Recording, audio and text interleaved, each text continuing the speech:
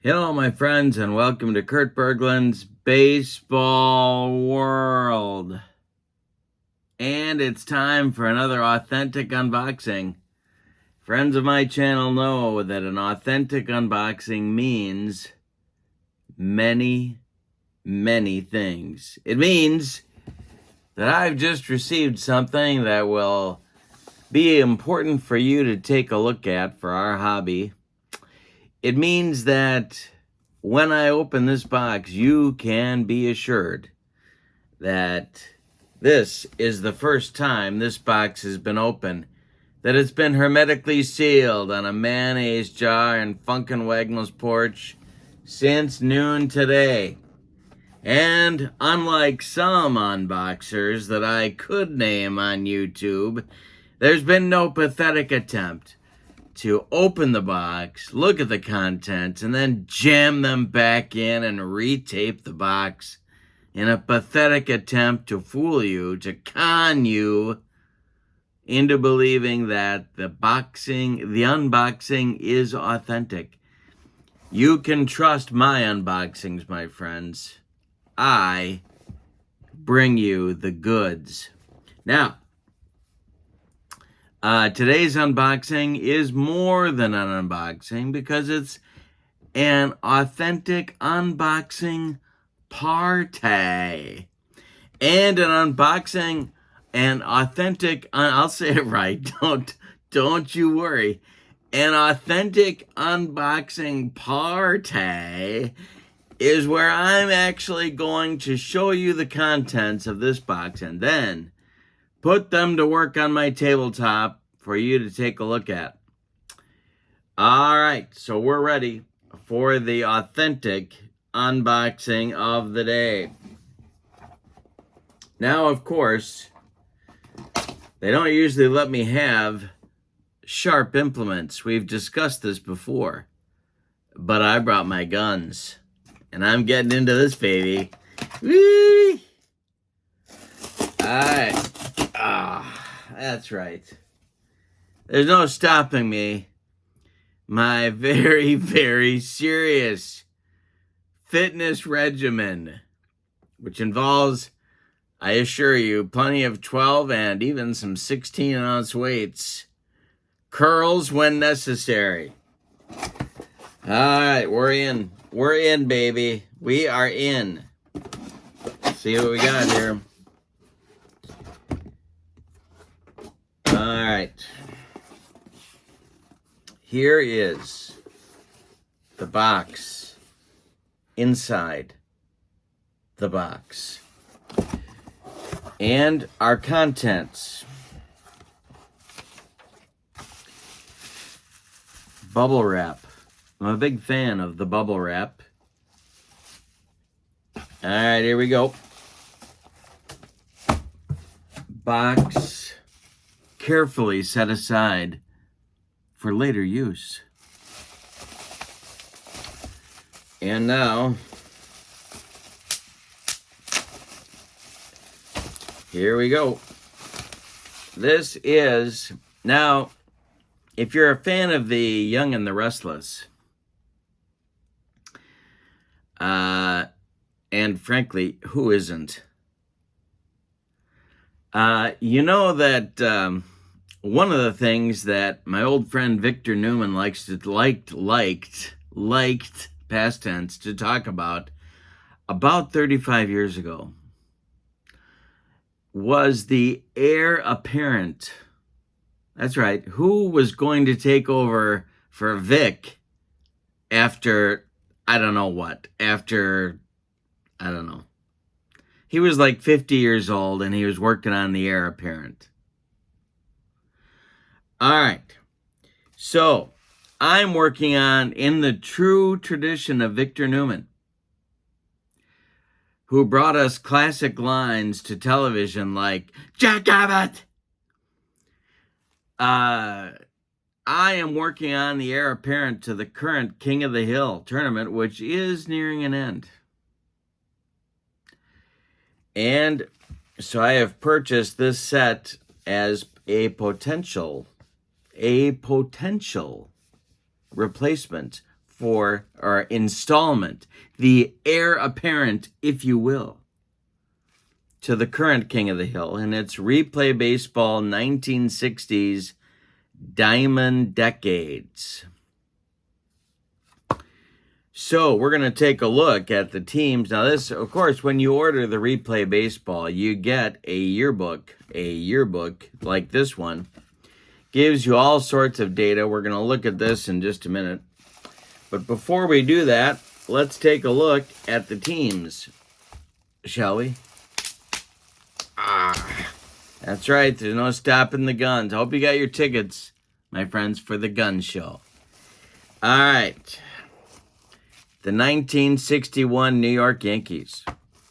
The 1967 St. Louis Cardinals. The 1967 Boston Red Sox. The 1960 Pittsburgh Pirates. The 1965 Minnesota Twins. The 1960 Milwaukee Braves. I said Milwaukee Braves. The every year pitcher batting cards. Oops. The 1969 Baltimore Orioles. The 1962 Los Angeles Dodgers. 1962. Very good Dodger team. One of the best teams of the decade. Of course, they lost that playoff to the San Francisco Giants, but that 62 club may well have been the best Dodger team of the decade, and there was 2 World Series champs in the decade for LA. Here's the 61 Reds, the 68 Tigers, the 1969 Oakland A's, the 1962 San Francisco Giants, the aforementioned 1962 San Francisco Giants, the 69 Washington Senators, the 60... Oh, wait a minute. Oh, I spoke too soon. I was right about everything I said about the 62 Giants, but this was, or 62 Dodgers, but this is the 62 Angels, who gave those Yankees a run for their money.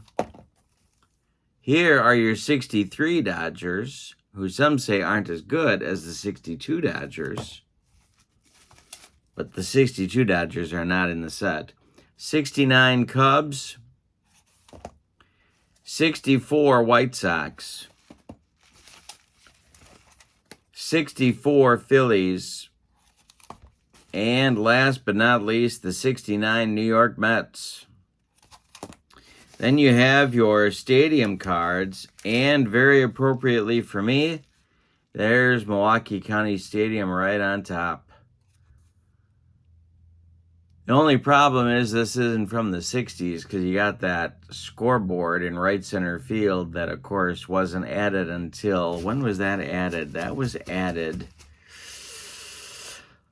I want to say mid-80s. I don't think it was there for the World Series season. I could be wrong, and shame on me if I am.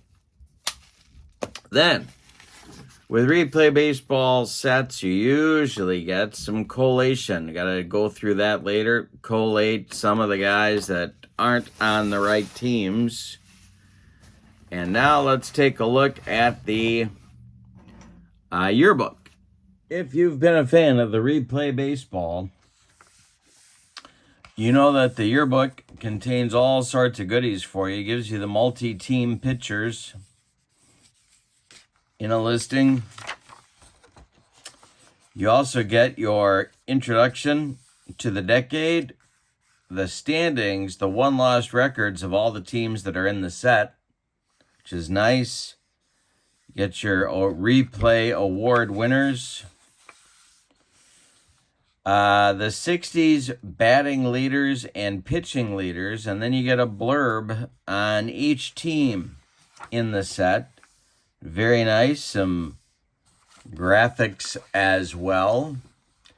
Then you get with your Diamond Decades, well, with the other sets too, you get your instant replay charts. If you want to quick plays or replay a season with one of the teams, but quick play the others against each other, you can do that.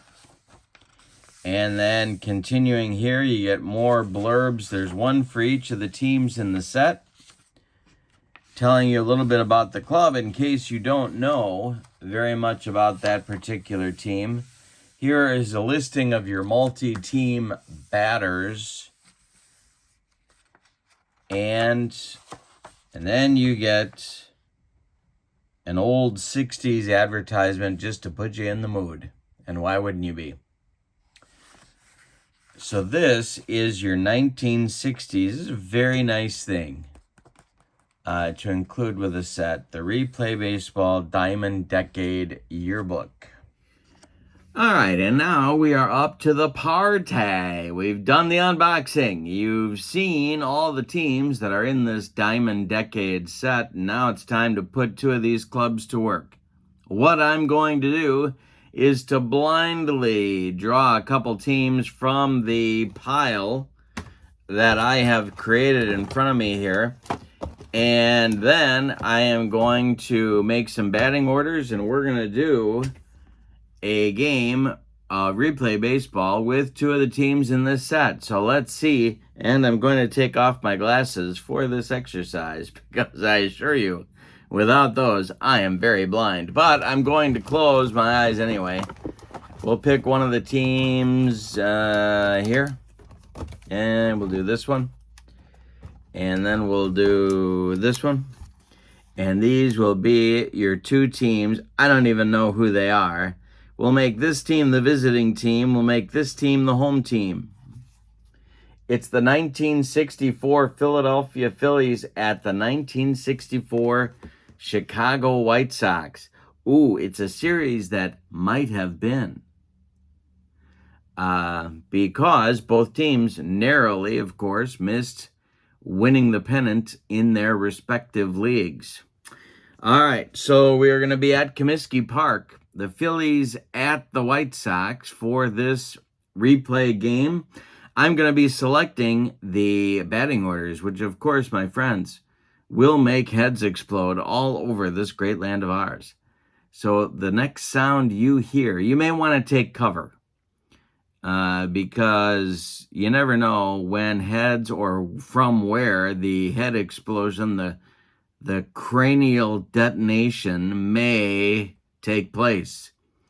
My advice, get yourself under something sturdy, because when I announce these batting orders, kaboom. All right, here we go. Time to get this party started. We're in Comiskey Park. Here's a picture of daytime at Comiskey. And here is your Phillies lineup. Tony Taylor leads off at second base. Johnny Callison bats second in right field. Dick Allen bats third at third base. Frank Thomas bats fourth at first base. Alex Johnson bats fifth. He'll be in left. Cookie Rojas bats fifth. He's going to play center field. Gus Triandos bats seventh. He'll catch. Bobby Wine bats eighth. He'll be at short. And on the mound, Jim Bunning. 19-8 on the 1964 campaign with a 2.63 earned run average and 284 innings of work. For your hometown White Sox, Jim Landis leads off in center field. Don Buford bats second at second base. Floyd Robinson bats third. He's going to play right field.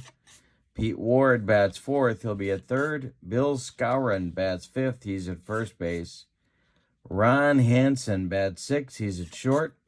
Gene Stevens bats seventh. He'll play left. J.C. Martin bats eighth. he will catch, and Gary Peters is on the mound. 1964, he was 20-8 with a 2.50 earned run average in 274 innings of work.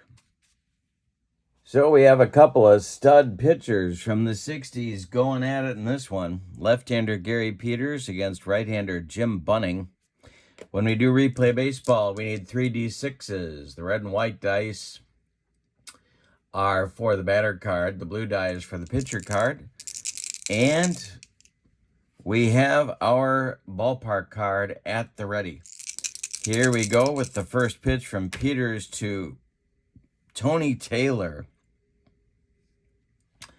And that's popped up. Drifting into foul territory is Don Buford over by the stands. Is he going to be able to make a play? Yes, he is. And there's one down in the top of the first on a foul out to second baseman Don Buford. We are underway in Chicago on the south side. Here's Johnny Callison. The delivery from Peters to Callison is a fly ball to right. This is over by the foul line. Floyd Robinson is going to get there for out number 2 in the first inning. And now Dick Allen comes up with Frank Thomas, who would be next in the on-deck circle. Not that Frank Thomas. And the delivery is popped up. It's a jam job pop-up. This time in fair territory. Don Buford is under it. He makes the catch for out number 3. So 1-2-3 first inning. We go to the bottom of the first with no score. Bunning will face Landis, Buford, and Robinson. I didn't know Jim Bunning was 32 years old in 1964. There's a fun fact for you. Bunning kicks and deals to Landis. And it's hit on the ground to Tony Taylor. He makes the play to his left, plants and throws to Frank Thomas for out number 1. Don Buford now. Bunning kicks and deals to Buford, and hey, struck him out. 2 down in the first. And it'll bring up Floyd Robinson, the right fielder for the White Sox today. Al Lopez managing the White Sox against Gene Mauch for those 64 Phillies. The pitch from Bunning to Floyd Robinson is a bouncer to first. Frank Thomas will take it to the bag unassisted for out number 3. And we have a scoreless first inning. 6 up and 6 down for these two clubs. Gary Peters in the second will face Frank Thomas, Alex Johnson, and Cookie Rojas. For Gene Mauch's Charges, Frank Thomas, not the president of the Dick Allen fan club, although they made up later in life. I don't know.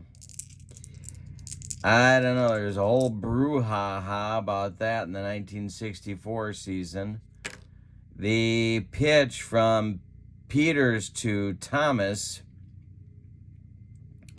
is a fly ball to right. This is going to drive Floyd Robinson back a few steps, but he's got room and puts it away for out number 1. Alex Johnson now. Peters winds and deals to Alex Johnson, and that will be a fly ball to center. Sharing the wealth, Jim Landis under it, and he makes the catch for out number 2 with Cookie Rojas up there now. Peters kicks and deals to Cookie. We're going to have our first ballpark check. This will be a 2 from Peters' card. Let's see what we get from Cookie. A 3, and so that's going to be a fly ball to left. Coming in quickly is Stevens, and he's got it for out number 3. Bottom of the second coming, we have, not the second coming, Bottom of the second inning is next, and we have Ward, Skowron, and Hansen coming up for manager Al Lopez. Bunning kicks and deals to Pete Ward. And Ward hits it on the ground to Tony Taylor at second. He gloves it and throws to Frank Thomas for out number 1. Bill Skowron now, in-season acquisition by those White Sox. The pitch from Bunning to Skowron will be a base hit for Bill Skowron. It's the first hit of the game. 1 on, 1 out for the White Sox. Ron Hansen comes to the plate. Double play depth to the Phillies infield. Bunning the stretch. And the pitch to Ron Hansen. And hey, struck him out. He got him with the cheese. 2 down in the second. Second strikeout for Bunning. And here comes Gene Stevens. Bunning the stretch and the delivery to Stevens. And this is going to be hit to center field. Cookie Rojas is out there today. Excuse me. He's a 3. Let's see if this is going to drop. And it is going to drop. It's a base hit for Stevens.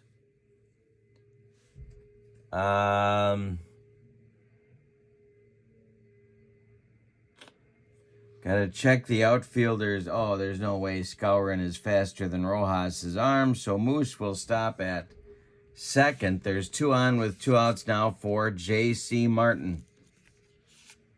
White Sox catcher against right-handed pitching. Gary Peters would be next. Bunning the stretch, and the pitch to J.C. is gonna be drilled into the right field corner. Johnny Callison's got to dig it out of there. Coming around third to score is Skowron. And let's see if Gene Stevens was a fast man. He is fast enough to score from first base. It's a 2-run double for J.C. Martin, and it puts the White Sox up in the bottom of the second, 2-0. And Gary Peters comes to bat. Now, he was a pinch hitter and a pinch runner for these White Sox in the 60s. Martin at second, 2 men out. Bunning the stretch and the delivery is action on the base paths. We got to check our action chart. I think we all know how painful that can be. Wild pitch check. And blocked by Triandos. Ball 1. Next delivery to Peters is a fly ball to right. Can of corn for Johnny Callison, and that's going to end the White Sox second. They get, however, 2 runs on 3 hits and leave 1. We go to the third with your score. The White Sox 2 and the Phillies 0. Triandos, Wine, and Bunning coming up against Gary Peters in inning number 3. The pitch from Peters to Triandos, and hey, struck him out. He got him on a bender. First strikeout for Peters. It's been 7 up and 7 down for Gary to get this game going. Bobby Wine now. Peters kicks and deals to the shortstop. And he strikes out Bobby Wine. He got him with the broccoli cauliflower medley. Gas. Now Bunning is up there, and Peters winds and delivers.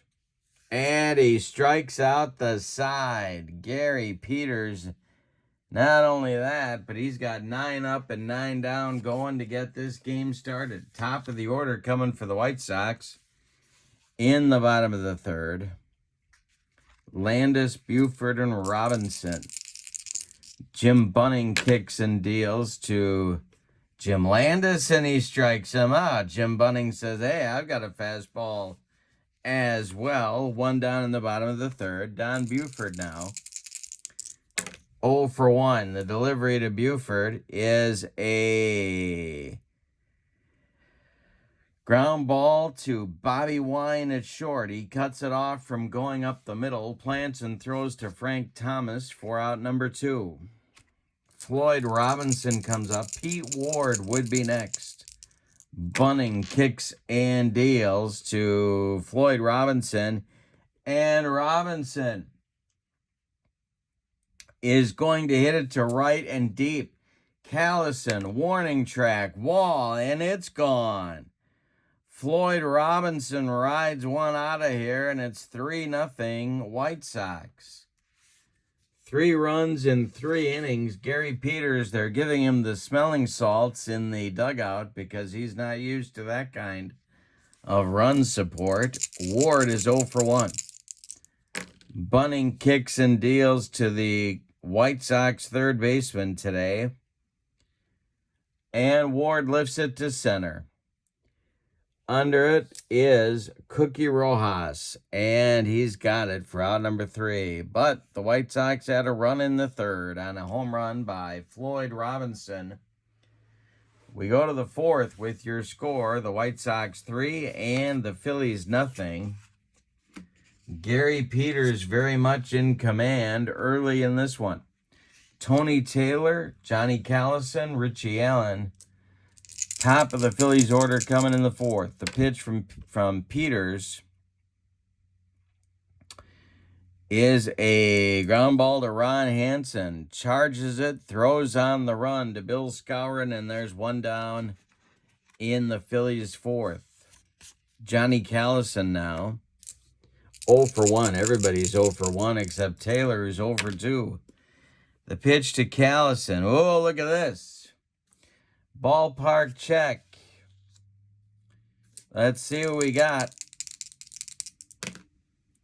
This is going to be a base hit for Callison. The first of the game for the Phillies.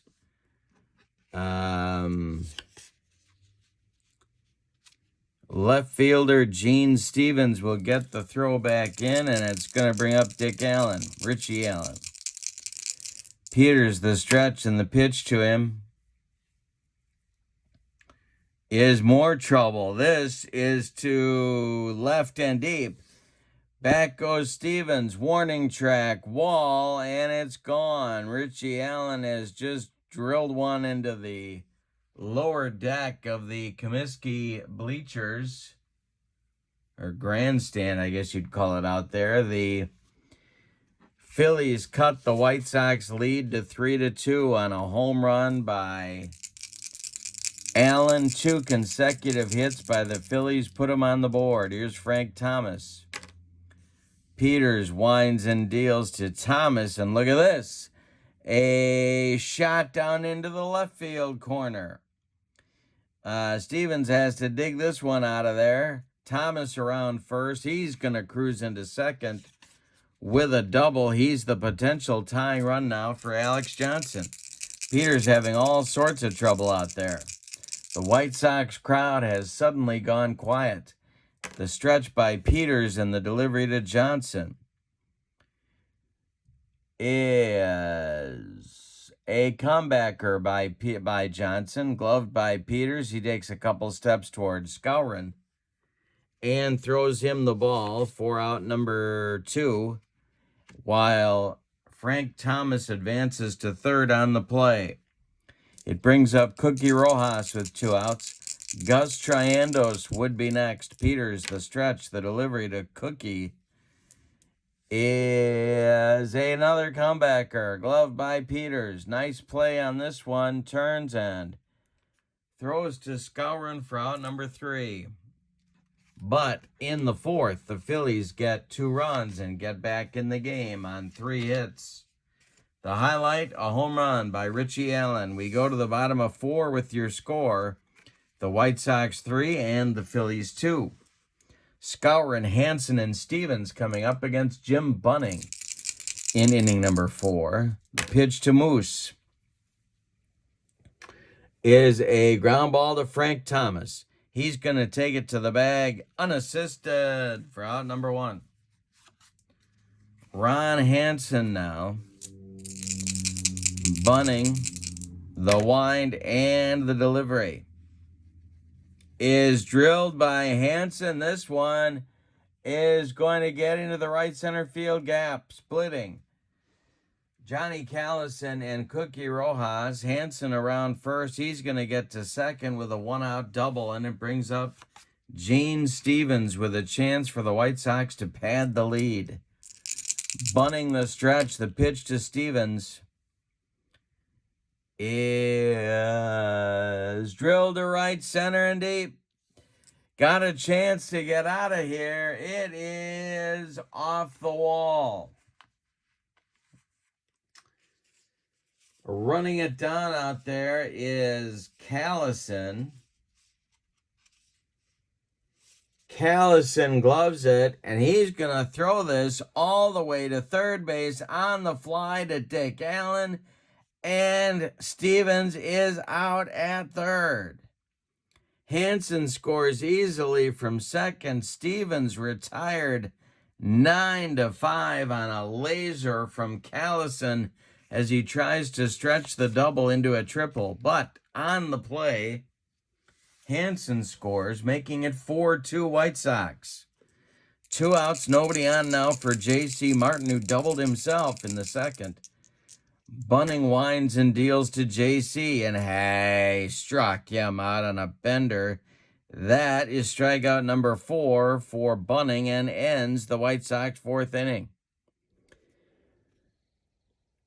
So, the White Sox in the 4th add a run on 2 hits.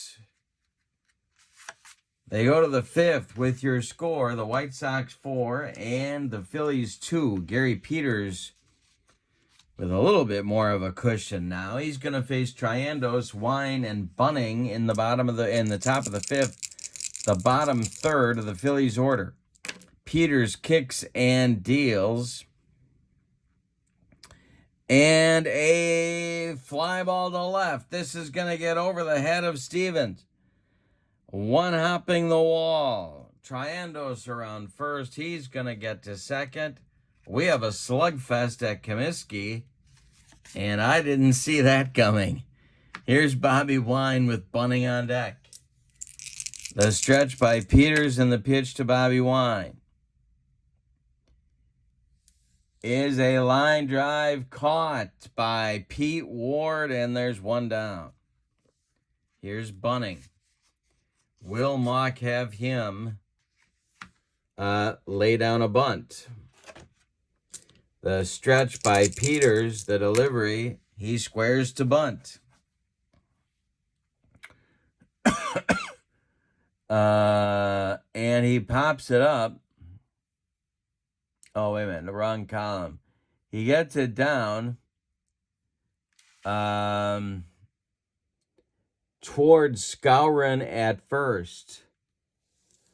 Got to do an error check on Moose. And I think that's going to be an error. No, Moose Skowron makes the play. He flips to Buford covering, and that will retire Bunting. The bunt is successful. It moves Triandos to third with 2 outs. It'll bring up the top of the order. It's Tony Taylor. Peters going to try and bear down now. Taylor, if he comes through, the Phillies will cut the lead to 1. Tony is 0 for 1.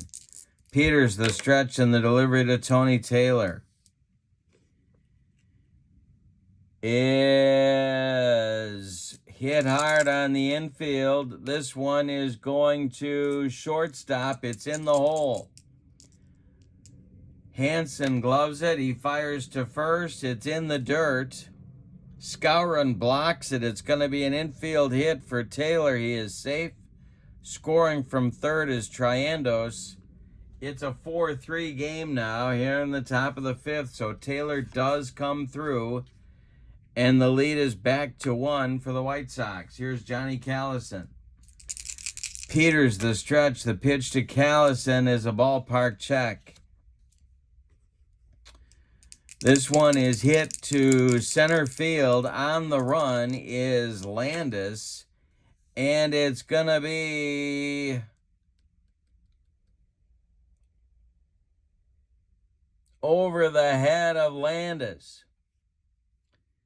Now we got to check Landis' arm. Tony Taylor represents the go-ahead run.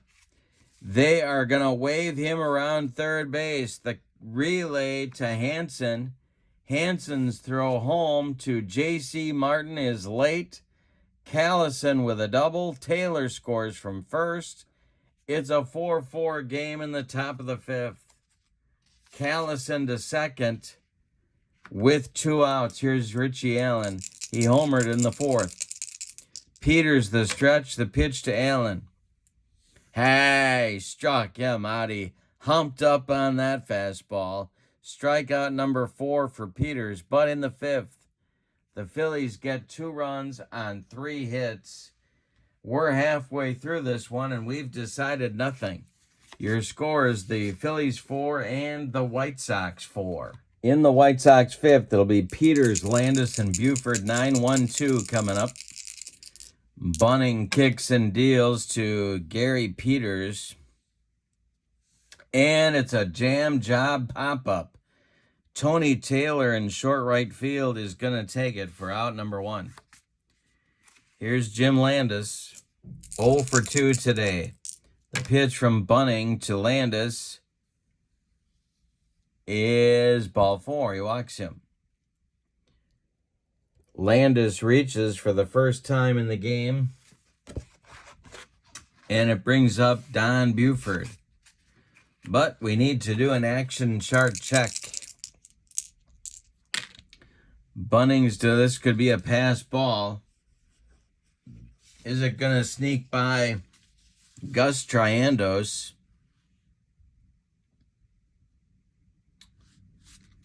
And it is going to be a pass ball. Landis advances to second. Buford can put the Sox back in front with a base hit. Bunning the stretch, the delivery to Don Buford, and we're back to a ballpark check. So we got a 2 there.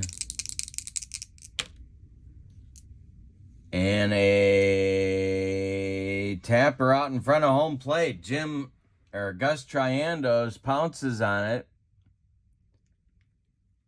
Holding at second will be Landis. Triandos fires down to Frank Thomas, and there's 2 away. Going to be up to Floyd Robinson to come through and get the Sox back in front of it's going to happen this inning. Pete Ward would be next. Bunning the stretch, the delivery to Robinson. And hey, struck him out. He brought the baked beans gas.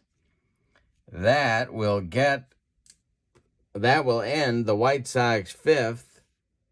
We go to the sixth with your score, the Phillies 4 and the White Sox 4. Frank Thomas, Alex Johnson, Cookie Rojas coming up for the Phillies in the sixth. Not too early to be thinking about stamina.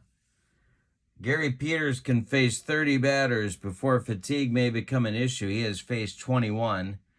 Jim Bunning can face 28 batters. He has faced 21 as well. All right, Thomas will lead it off. He's 1 for 2. Peters winds and deals. And Frank Thomas hits it on the ground to third. Pete Ward gloves it by the third base bag and fires across the diamond to Bill Skowron for out number 1. Here's Alex Johnson.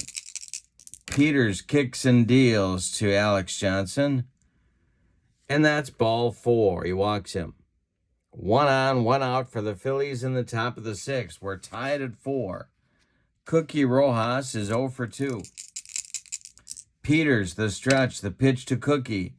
That will be a base hit to center field. Stopping at second will be Johnson as Landis gets the ball in quickly. He played shallow anyway. And Triandos comes up now with a chance to put the Phillies in front. 2 are on, 1 out. I think that's going to finally get Al Lopez to the bullpen phone and get somebody going in the bullpen. Who that will be is the question on America's mind.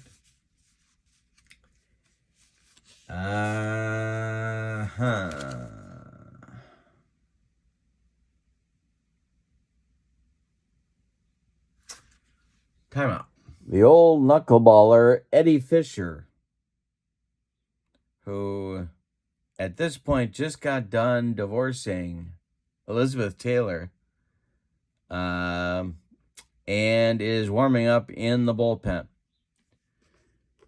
Because the White Sox theory was, if we've got one knuckleballer, why not two? All right, so Fisher is warming up. Triandos is at the plate. Peters, the stretch, and the delivery. And this is a shot off the bat of Triandos. This is to left and deep. Back goes Stevens. Warning track. Wall, and it's gone. A 3-run bomb for Gus Triandos puts the Phillies in front 7-4. Off of Gary Peters. Bobby Wine comes up, and Al Lopez frantically gesturing to Eddie Fisher to hurry up and get ready. The pitch to Bobby Wine is a base hit. Center field drops in front of Landis, and here comes Lopez out of the dugout. That's going to do it for Gary Peters, who gets knocked out of the box. He started the game hot with 10 in a row retired, but he started leaking oil in the fourth, and now he has officially spit the bit. Eddie Fisher coming on. We'll tell you about Gary Peters' numbers. 5 1/3 inning. 9 hits allowed. He walked 1. He struck out 4. He allowed 7 runs. They're all earned in an ugly, ugly performance by the Stars White Sox left-hander. Eddie Fisher is going to try and, I don't even know what, stop the bleeding. 57 games for Eddie in relief, 125 innings. He was 6-3 with 9 saves and a 3.02 earned run average. He's a right-hander, and he's going to start with Jim Bunning. The stretch by Fisher and the delivery to Bunning. Bunning again squaring to bunt. He pops it up. Fisher comes in, makes the catch, and Wine scrambles back to first. So this time, Bunning does not get the bunt down. Here's Tony Taylor with 2 outs. The stretch by Fisher and the delivery is hit in the air to center, but not deep. Coming in quickly is Jim Landis, and he's got it for out number 3. But in the 6th, the Phillies get 3 on a bomb from Gus Triandos. We go to the bottom of the 6th. It's the Phillies 7 and the White Sox 4. Bunning, with an embarrassment of riches now, has a 3-run lead for a cushion. Excuse me. Pete Ward, Bill Skowron, Ron Hansen in the bottom of the 6th. The delivery from Bunning to Ward. With no sign of the Beaver. He struck him out. Number 6 for Bunning, who seems to be getting better as he goes along here. Skowron 1 for 2. Bunning kicks and deals. Moose hits 1 to first. Frank Thomas gloves it to his right. He feeds Bunning covering, and there's 2 away in the bottom of the 6th, and it brings up shortstop Ron Hansen. Bunning winds and deals to Ron Hansen. And Hansen hits this one to short. Bobby Wine gloves it. He throws to Thomas, and the White Sox are retired. Bunning delivers a shutdown inning for Gene Mauch in the bottom of the 6th. We go to the 7th, and it's the Phillies 7 and the White Sox 4. I want to welcome you to our unboxing party and remind you that the link for channel membership is in the description for this video.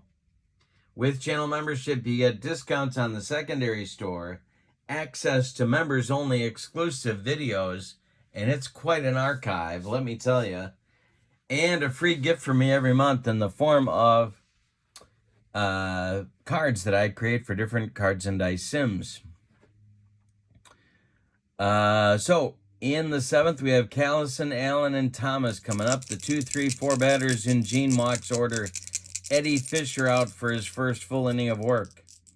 The pitch to Callison is a ground ball to Don Buford at second. He's up with it and throws to Skowron for out number 1. Dick Allen comes to the plate. Richie is 1 for 3. The pitch from Fisher is a ground ball to Buford. He throws to Skowron, and there's 2 away. Frank Thomas now, 1 for 3. The pitch to Thomas is a line drive caught by Ron Hansen, and that will retire the Phillies in 1, 2, 3 order in the 7th. That hasn't happened since the 3rd. It's time to stretch them out in Chicago.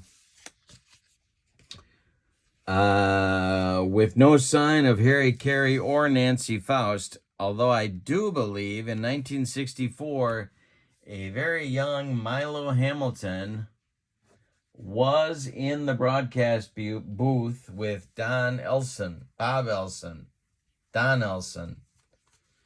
Let's call the whole thing off.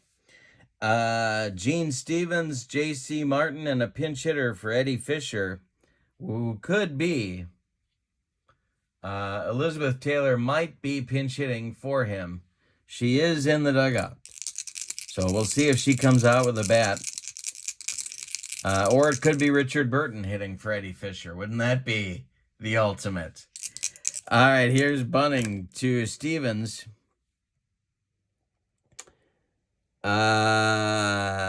And that's a base hit to left field. He got sawed off, but he got it over the glove of Bobby Wine. And a leadoff hit for the White Sox in the 7th. Here's J.C. Martin. Moving into the on-deck circle for the White Sox is Tommy McCraw to pinch hit for Richard Burton. The stretch by Bunting and the delivery to J.C. Martin is a fly ball to right. Over by the foul line is Callison. He's going to get there and make the catch for out number 1. Retreating to first is Stevens. Here comes McCraw with 1 out. Batting for Richard Burton. And with Stevens at first. On deck, Jim Landis. Bunting, the stretch, the delivery to McCraw is a jam job pop-up on the infield dirt. Tony Taylor is under it. He's got it for out number 2. Hoyt Wilhelm is throwing in the White Sox bullpen for manager Al Lopez. And with 2 outs, it'll be Landis. Bunting the stretch, the delivery to Landis is a ground ball to Richie Allen at third base. Allen, we got to do an error check. And Allen boots it. It's off his glove, rolls toward Bobby Wine. 2 are on now, and it brings up the tying run to the plate in Don Buford. The Phillies bullpen is going to get active now for Gene Mock, and that is going to be Ed Roebuck and Bobby Shantz. It'll be lefty-righty, double-barreled action, just the way Gene Mauch likes it whenever he's in the Windy City. Buford up there now, bunting the stretch and the delivery to the White Sox second baseman. This is hit in the air to center. Cookie Rojas coming in a few steps. He's got room and makes the catch for out number 3. The Sox threaten but don't score in the bottom of the 7th. We go to the 8th with your score: Philadelphia 7, Chicago 4. Richard Burton is done pitching for the White Sox today. He went an inning and 2/3, and that's it on his ledger.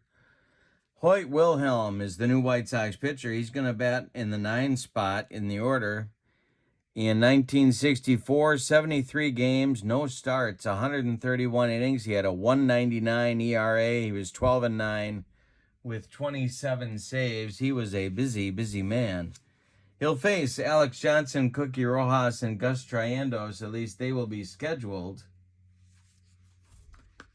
here in the 8th inning. And we're going to get a pinch hitter for Alex Johnson. And that is going to be Tony Gonzalez. So Gonzalez will lead it off against Wilhelm. Johnson ends his day 0 for 2. And Gonzalez will doubtless go on and play center field. The delivery by Wilhelm to Alex Johnson is a ground ball to third. Gloved by Pete Ward to his left. Plants and throws to Bill Skowron for out number 1. Cookie Rojas now. Rojas is going to move to left field in the bottom of the inning as Gonzalez takes over in center. Gus Triandos is on deck. The pitch to Cookie. Got to do a ballpark check. And this is to left. So coming on is Gene Stevens, and he's not going to get there. It's going to be a base hit for Rojas, his second of the game. He's 2 for 4. And Gus Triandos comes to the plate, and he's had a huge day. 2 for 3, a double, a 3-run homer, 2 runs scored. Bobby Wine is on deck.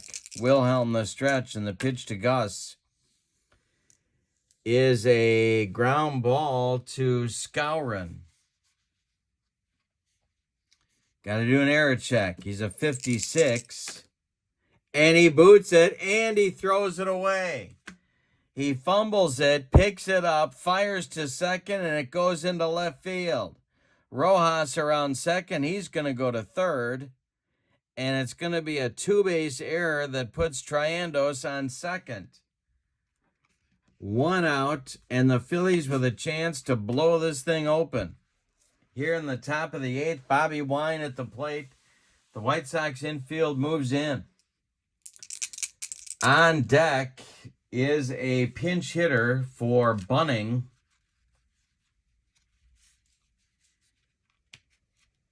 And who's that going to be? That's Wes Covington. Is going to bat for bunting, apparently, in the on-deck circle. Wine at the plate, the infield in. The stretch by Wilhelm and the delivery to Bobby Wine. And here is the bunt. The squeeze is on. It is bunted back to Wilhelm, but too hard. Wilhelm throws home to J.C. Martin, who applies the tag to Rojas. And Cookie is out at the plate. Exciting play as Mauch puts on the squeeze. But Wine does not deliver with a good bunt. He is safe at first. Triandos moves to third. So there are Phillies at the corners now with 2 outs. And here comes Wes Covington to bat for bunting. Covington was the platoon left fielder for the Phillies in 64 against right-handed pitching. Wilhelm is a good pitch from getting out of this mess. Triandos at third, Wine at first, Wilhelm the stretch and the delivery to Covington. And he hits it to right and deep. Back goes Floyd Robinson, warning track, and he's got it for out number 3. One more biscuit for breakfast, and Wes Covington hits a 3-run bomb, but no. Instead, we go to the bottom of the 8th with your score, the Phillies 7 and the White Sox 4. Jim Bunning's day is done. After 7 innings of work, he allowed 7 hits, one of them a home run. He walked 1, he struck out 6, he allowed 4 runs, they're all earned, and he's in line for the win. On to pitch is the in-season acquisition of Bobby Shantz, the little lefty.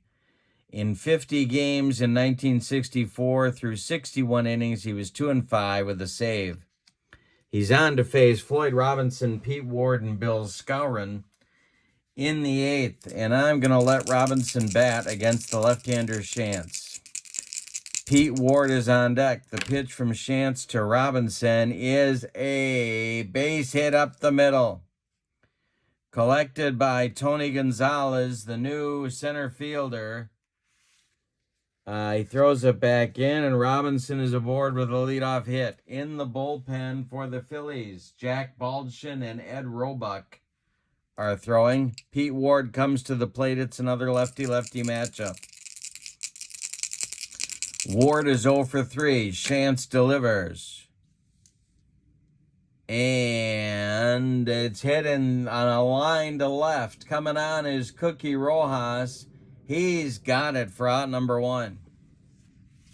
Retreating to first is Floyd Robinson, and it brings up Bill Skowron. Shantz the stretch, and the pitch to Moose is strike 3 on a bender. He swung right through it, and there's 2 down. Ron Hansen coming up now. He's 1 for 3. The 3 for 3, Gene Stevens, is on deck, but he may not bat against the lefty. The stretch by Shantz, the delivery to Ron Hansen, and I struck him out. Shantz humped up on that one. That will retire the White Sox in the 8th. Shantz delivers a scoreless frame. And we go to the 9th with your score, the Phillies 7 and the White Sox 4. Hoyt Wilhelm is going to come out for his second inning of work. He's going to have to deal with the top of the Phillies order, Taylor, Callison, and Allen, in the 9th as they look for insurance, or as they say in Central Illinois, insurance. This is a authentic unboxing party. Random teams out of the box. The pitch. Taylor swings and hits a comebacker to Wilhelm. He turns and throws to Skowron for out number 1. Johnny Callison is 2 for 4. The delivery from Wilhelm to Callison is, he hit him. A knuckleball gets away from Wilhelm and hits Callison. Callison trots down to first. 1 on, 1 out for the Phillies. Roebuck has taken a seat in the Phillies bullpen. Jack Baldwin is throwing all by his lonesome out there. Dick Allen is up. Wilhelm the stretch, the pitch to the 1 for 4, Allen. And let's see what we got here. We may have a rare play check. We do have a rare play check. We have a runner on first with 1 man out. And that's a 2. We've got threatening weather approaching. If I roll doubles, we got a rain out. No doubles. So we're going to have to check for a rain out before the bottom of the 9th. I hope I remember to do that. I'm famous for forgetting. The next delivery from Wilhelm to Allen is a, well, let's see. We got to check Buford's range, and I don't think that's going to be very good. Buford knocks it down, but cannot make a play. It's an infield hit for Richie Allen. Callison to second, Allen to first. There's one out, and here's Frank Thomas. I'm going to let him bat. Double play depth for the Sox infield. The delivery from Wilhelm to Frank Thomas is a base hit to left field. Charging hard is Gene Stevens. He gets in a good throw. Callison stops at third. The bases are dripping with Phillies, and Tony Gonzalez comes to the plate. That's going to get Al Lopez to the bullpen phone one more time.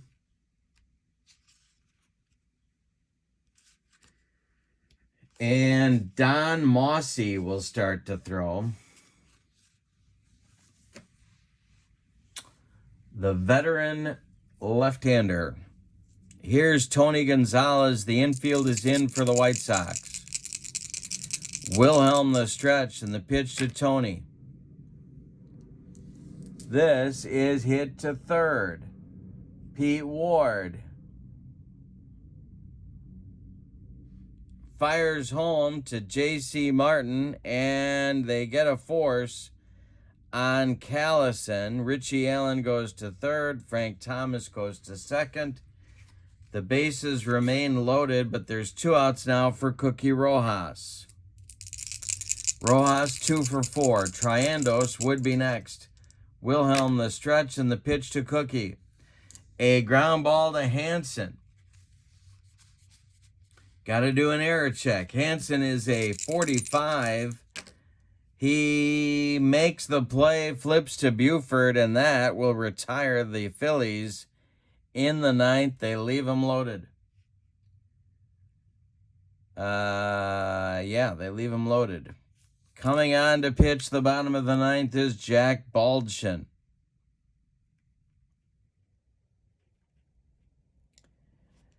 So Shantz goes an inning, and then that's it. Baldwin is on. He was pretty much their closer, but used heavily by Gene Mauch. And timeout.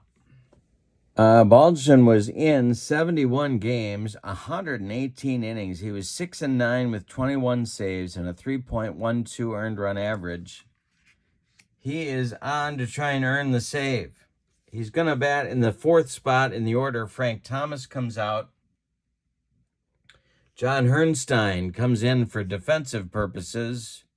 For Thomas, he will bat ninth and play first base in the bottom of the ninth. It's 7-4. The White Sox need 3 runs to stay alive, 4 to walk it off. They have the 7, 8, 9 spots in the order due up in the ninth. That will be Gene Stevens, J.C. Martin, and a pinch hitter for Hoyt Wilhelm. Jack Baldwin winds and deals to Gene Stevens, who is 3 for 3. The delivery to Stevens, and he struck him out. 1 down in the ninth. J.C. Martin comes to the plate. Baldwin kicks and deals to J.C. Martin, and Martin hits it to left and deep. Back goes Cookie Rojas. Near the track, he's got it for out number 2. And here comes our pinch hitter for Hoyt Wilhelm. It's going to be Smokey Burgess, who I believe by 1964, oh no, he caught 44 games. I know in 67, he was told by Eddie Stanky, don't even bother bringing your glove to the ballpark because you're not going to play the field.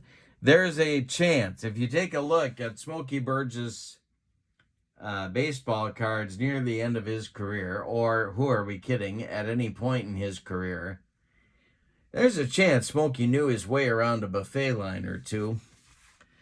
on those road trips, or maybe even the homestands.